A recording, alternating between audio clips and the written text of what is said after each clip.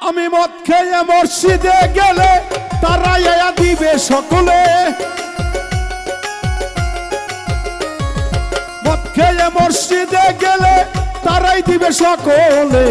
আবার কেহ করে গালাগালি আমার নাই গতি, তবে কেন সুদখোর সভাপতি আমার দয়াল রে, তবে কেন সুদখোর সভাপতি। মায়ের সাথে জেনা করা, মরা বাপের মাংস খাওয়া, তার চেয়ে সুদের পাপ হয় বেশি। সুদের টাকায় হজ করিয়া দেখানো নামাজ পড়িয়া,